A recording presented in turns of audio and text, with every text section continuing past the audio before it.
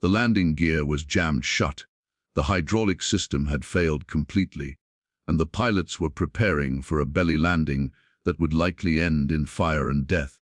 But a 17-year-old passenger with a backpack full of tools and a background nobody believed in decided he was not going to let 200 people die without trying something impossible. Before we dive in, what time are you listening? Where are you from? Drop a comment below and tell me.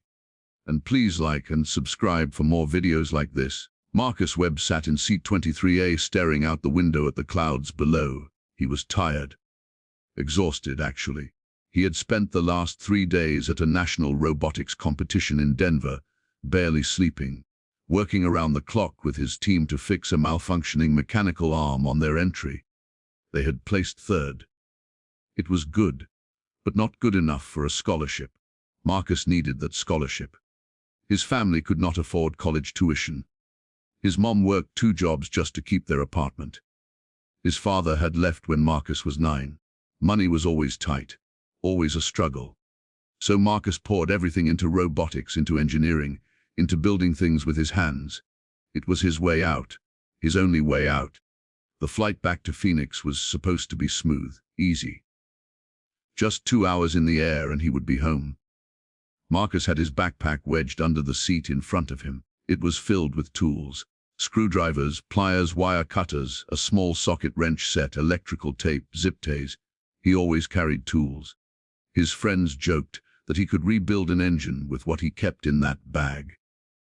Marcus would just shrug and say you never know when you might need to fix something. He had no idea how true that would become. 90 minutes into the flight, Marcus heard a loud bang. It came from somewhere beneath the plane. The aircraft shuddered. Passengers gasped. A woman across the aisle grabbed her husband's hand. Marcus sat up straight, his engineer brain immediately trying to identify the sound. It was metallic, mechanical. Something had broken. The plane leveled out and continued flying, but Marcus could feel a difference in the way it moved. Something was wrong. 10 minutes passed. Then the captain's voice came over the intercom. He said they were experiencing a technical issue with the landing gear. He said it was nothing to worry about. They were working on it. But Marcus heard something in the captain's voice. A tension, a carefully controlled fear. Pilots did not make announcements like that unless the situation was serious.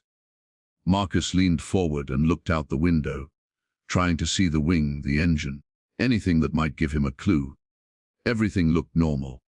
But the problem was not with the wings. It was underneath the plane, hidden from view. 20 minutes later, the captain spoke again. This time his voice was different. Calmer, but with an edge of resignation. He said the landing gear had malfunctioned and would not deploy. He said they had tried every procedure, every backup system, and nothing had worked. He said they were going to attempt a belly landing at Phoenix Sky Harbor. He instructed everyone to review the safety card, remove sharp objects from their pockets, and prepare for an emergency landing. Flight attendants would demonstrate the brace position. He said emergency crews would be waiting on the ground. He said to remain calm. The cabin erupted. People started crying. A man 2 rows ahead stood up and shouted that he had a family, that he could not die like this. Flight attendants rushed to calm him down, to get him back in his seat. Marcus felt his heart pounding in his chest. A belly landing, he knew what that meant. Without landing gear, the plane would have to slide along the runway on its fuselage. The friction would be immense. Sparks would fly. Fuel could ignite. Even in the best-case scenario, the plane would be destroyed. In the worst case, everyone on board would burn to death. Marcus looked around the cabin. He saw parents holding their children. He saw an elderly couple clutching each other. He saw a young woman, maybe his age, staring at her phone with tears streaming down her face. These people were going to die. They were all going to die. Unless someone did something. Marcus unzipped his backpack and pulled it onto his lap. He stared at the tools inside. An idea was forming in his mind. A crazy, impossible, probably suicidal idea. But it was an idea. He pressed the call button above his seat. A flight attendant appeared, her face pale and strained. Marcus asked if he could speak to the captain. The flight attendant looked at him like he was insane. She said the captain was busy. Marcus said he understood, but he thought he might be able to help. The flight attendant shook her head and started to walk away. Marcus grabbed her arm. He said he was a robotics engineer. He said he had experience with hydraulic systems and mechanical failures. He said if the landing gear was jammed, there might be a way to manually release it. The flight attendant stared at him. She asked how old he was. Marcus said 17. She said the captain would not talk to a teenager. Marcus said then they were all going to die. Something in his voice must have convinced her. She told him to wait.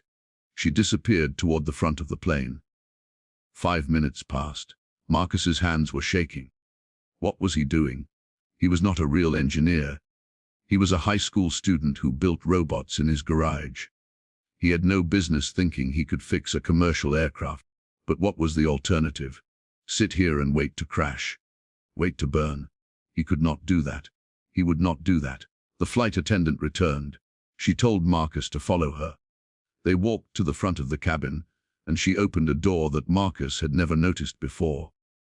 It led to a small area beneath the cockpit. The flight attendant pointed to a narrow hatch in the floor. She said the landing gear bay was down there. She said the captain had authorized him to look, but he had 15 minutes. After that, they would begin their final descent. Marcus nodded. He opened the hatch and looked down into darkness. He grabbed a flashlight from his backpack and climbed down into the cramped space. It was cold and loud. The roar of the engines was deafening. Marcus could see the massive wheels of the landing gear folded up against the fuselage. He could see hydraulic lines, cables, metal struts. He swept the flashlight across the mechanism, looking for the problem. And then he saw it. A hydraulic actuator had sheared off completely. The metal rod that was supposed to push the gear down had snapped in half. Without that actuator, the gear would not budge. It was a catastrophic failure. There was no way to fix it. No way to replace a part that size in midair. Marcus felt despair wash over him. He had been stupid to think he could do anything. This was not a robot. This was a commercial airliner with systems designed by teams of professional engineers. What made him think he could solve a problem they could not? He started to climb back up, but then he stopped. He looked at the broken actuator again. He looked at the landing gear, and he realized something. The gear did not need the actuator to extend. It needed force. Downward force. Gravity. The hydraulic system was supposed to push it down, but if he could release the locking mechanism, gravity would do the rest. The wheels were heavy. They would fall into place on their own. Marcus climbed back up through the hatch. The flight attendant was waiting. She asked if he found anything. Marcus said he needed to talk to the captain. Right now, she led him to the cockpit door and knocked. The door opened. The captain looked at Marcus with exhausted, bloodshot eyes. Marcus explained what he had found. He said the actuator was broken, but the locking mechanism was still intact. He said if they could release the lock manually, the gear would drop on its own. The captain shook his head. He said they had already tried that. The manual release was in the cockpit, and it was not working. Whatever had broken the actuator had also damaged the release cable. Marcus asked if there was a secondary release. The captain said yes, in the landing gear bay itself, but it required someone to physically pull a lever while the plane was in flight. It was too dangerous. The bay was not pressurized. It was exposed to the outside air. Whoever went down there would be at risk of hypoxia, frostbite, or being sucked out if something went wrong. Marcus looked at the captain. He said he would do it. The captain stared at him.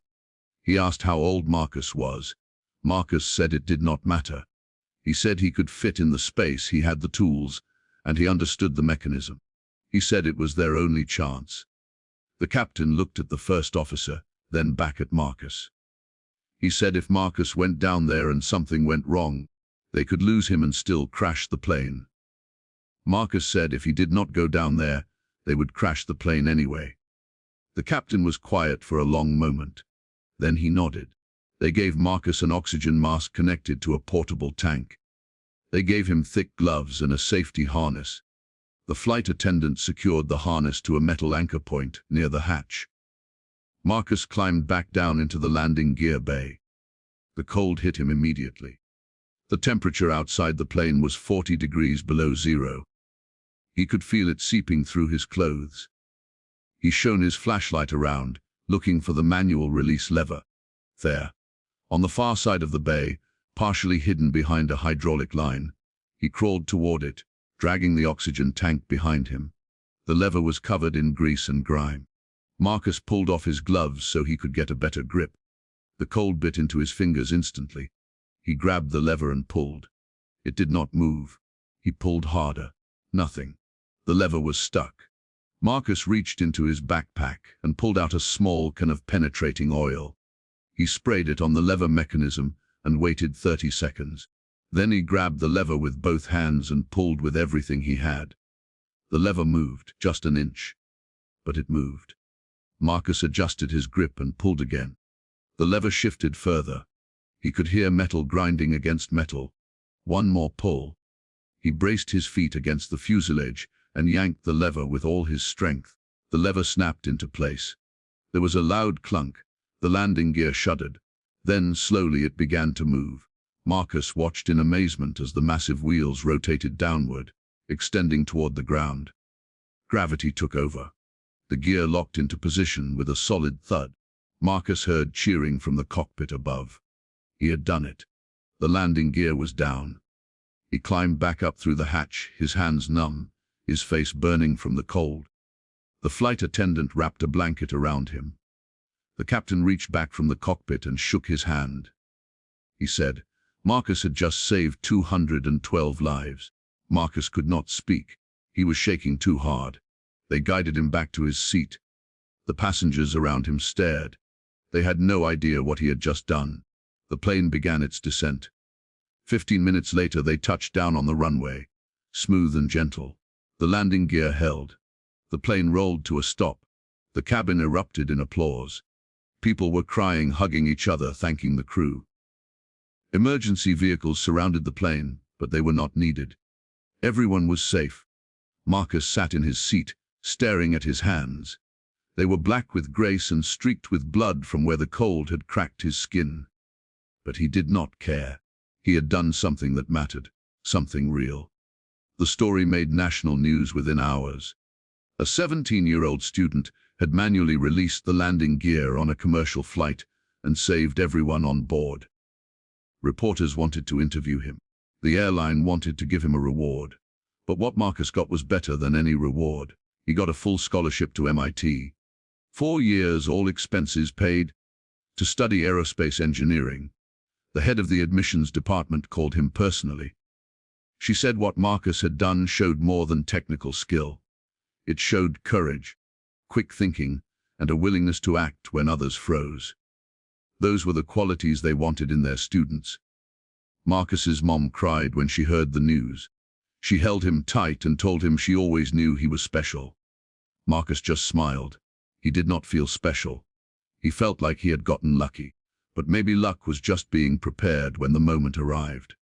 Maybe all those hours building robots, learning systems, carrying tools everywhere he went, maybe all of that had been preparing him for one critical moment when lives depended on someone who refused to give up. The captain of that flight stayed in touch with Marcus. He told him that in 30 years of flying, he had never seen anything like what Marcus did. He said most people would have frozen. Most people would have said it was impossible. But Marcus did not freeze. He saw a problem and he solved it. That, the captain said, was the mark of a true engineer. Marcus went on to graduate from MIT at the top of his class. He now works designing fail-safe systems for aircraft landing gear. He makes sure that what happened on that flight never happens again. And every time he straps into a plane, he thinks about that day, about the choice he made, about the 212 people who went home to their families, because one teenager refused to accept that nothing could be done. So if you like this video, please like and subscribe for more videos like this.